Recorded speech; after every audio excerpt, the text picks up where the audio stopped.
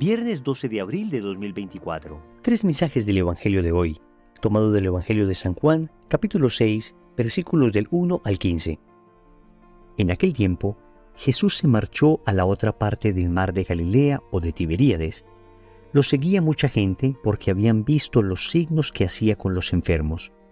Subió Jesús a la montaña y se sentó allí con sus discípulos. Estaba cerca la Pascua, la fiesta de los judíos. Jesús entonces levantó los ojos y al ver que acudía mucha gente, dijo a Felipe: ¿Con qué compraremos panes para que coman estos?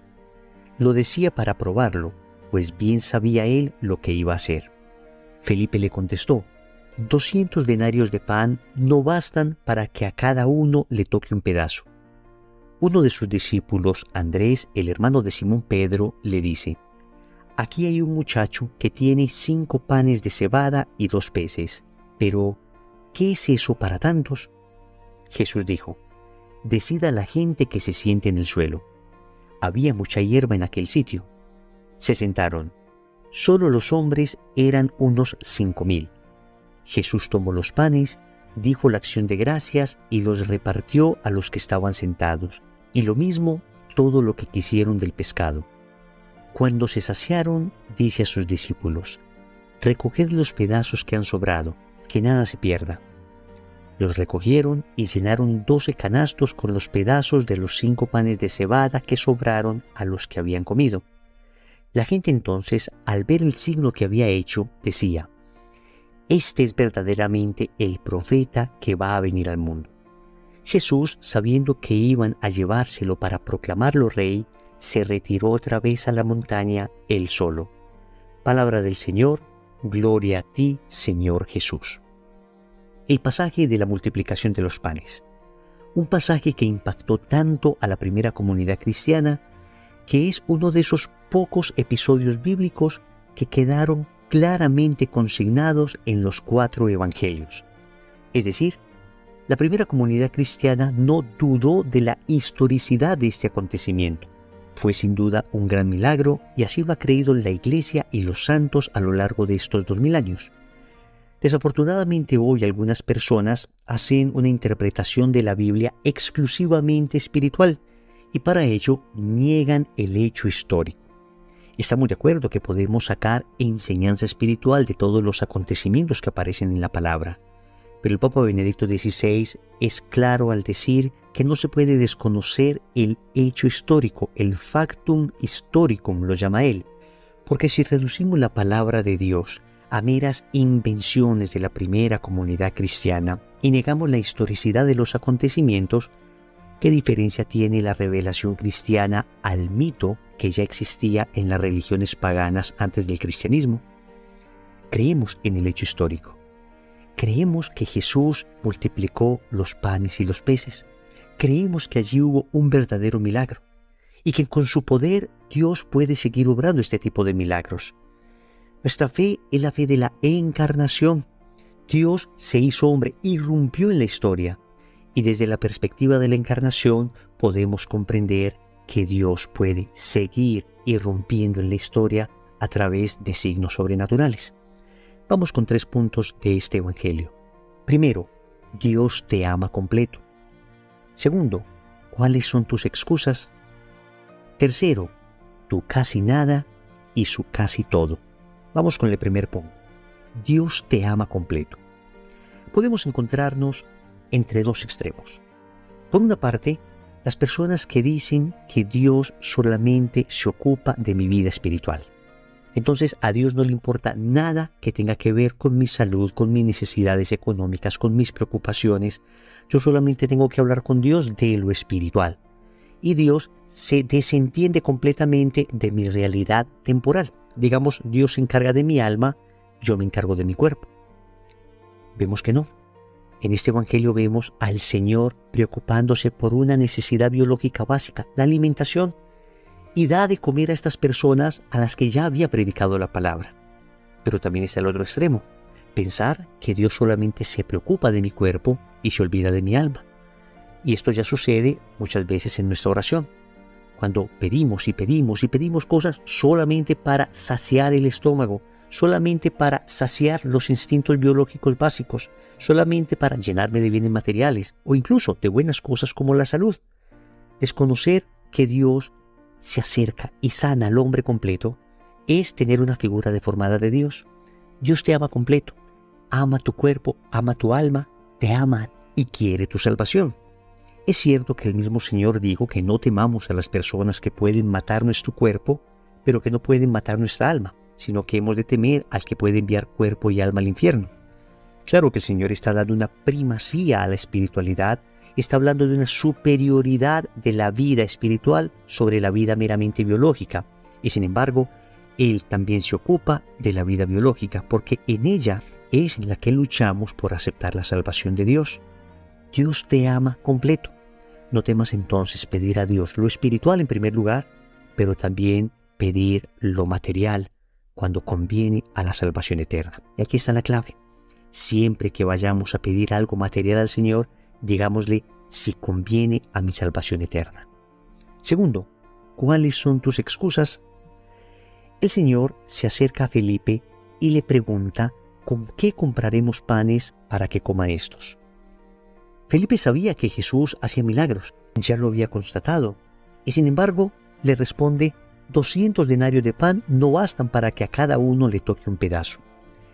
Felipe opone excusas a la obra de Dios. La pregunta es, ¿cuáles son tus excusas? Dios quiere obrar maravillas contigo y a través de ti.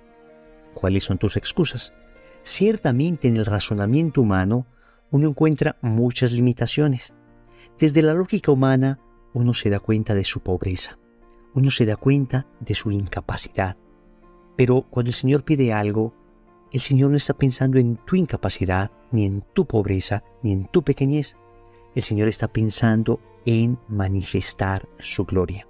Por consiguiente, cuando Dios quiere hacer una obra, no seamos obstáculo para ella. Seamos instrumentos para la obra de Dios, no obstáculos para la obra de Dios. Y esto significa que nosotros debemos dejar de tener confianza en nosotros mismos y empezar a tener confianza en Dios. Dejar de pensar que somos nosotros los que vamos a hacer las cosas y empezar a entender que es Dios el que obra las cosas. Trabajar como si todo dependiera de mí, ciertamente, pero confiar porque sé que todo depende de Dios. Y dejemos de poner excusas que en ocasiones incluso parecen razonables, pero dejemos de ponerle a Dios límites. Cree en un Dios grande y verás un Dios grande. Escúchame bien, cree en un Dios grande y verás un Dios grande. El Señor hizo un milagro tremendo. De la nada multiplicó panes y peces, así como en la creación de la nada todo empezó a existir. El mismo Dios que fue capaz de producir de la nada el mundo entero es capaz de producir de la nada nuevos panes y nuevos peces. ¿Cuáles son tus excusas? Que no hay dinero, que no tengo salud, que nadie me va a creer, que nadie me va a entender, que no soy tan santo, que todavía sigo cayendo en algunos pecados. ¿Cuáles son tus excusas? Deja que Dios sea Dios. Tercero, tu casi nada y su casi todo. Tú y yo ponemos nuestro casi nada. En el caso del Evangelio, 5 panes y 2 peces. Y Dios pone su casi todo. Más de 5,000 personas alimentadas. Sin el casi nada nuestro, Dios no va a poner su casi todo. ¿Por qué? Porque Dios quiere que por pequeña que sea nuestra cooperación, esta cooperación exista. Dios podría dárnoslo todo inmediatamente, completamente. Por supuesto que tiene poder para hacerlo. Pero Él, en su infinita sabiduría, ha determinado que el hombre ayude a la salvación del propio hombre. Ha determinado que seamos cooperadores de su obra. Uno como papá entiende esto. Cuando uno está en la iglesia, por ejemplo, y ve que está pasando la persona que recoge la ofrenda, uno podría directamente dar la ofrenda, pero para uno es más gratificante entregar la ofrenda al hijo y que el hijo sea el que introduzca dentro del depósito la ofrenda. Porque si bien es cierto, el papá es el que da la ofrenda, Lo importante para el papá allí no es solo la ofrenda, sino que el hijo se vaya configurando con la enseñanza del papá. Lo mismo pasa con Dios. Él podría sacar pan y pez de la nada, y sin embargo quiere que haya una cooperación humana, por pequeña que sea.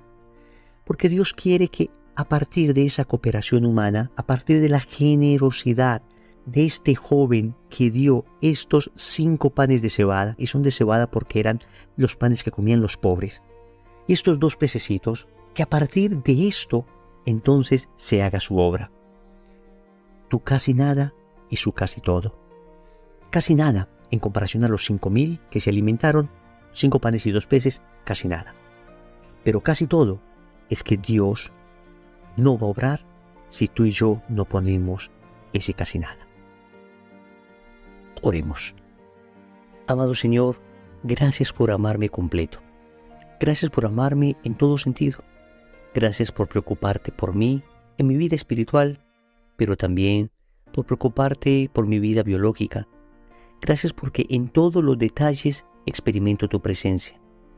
Te pido perdón por todas las excusas que he puesto a tu obra, por todas las veces en que me has mostrado con claridad lo que quieres hacer y yo en cambio opongo 1000 excusas, 1000 razonamientos humanos que de alguna manera se interponen, que de alguna manera obstaculizan la gracia. Te pido perdón por eso, Señor. A partir de hoy quiero poner mi casi nada. Quiero poner lo poco que tengo a tu servicio, para que tú pongas tu casi todo, para que tú hagas todo lo que quieras hacer con mi debilidad y para que tu obra se pueda manifestar. Señor, dame lo que me pides y pídeme lo que quieras. Amén.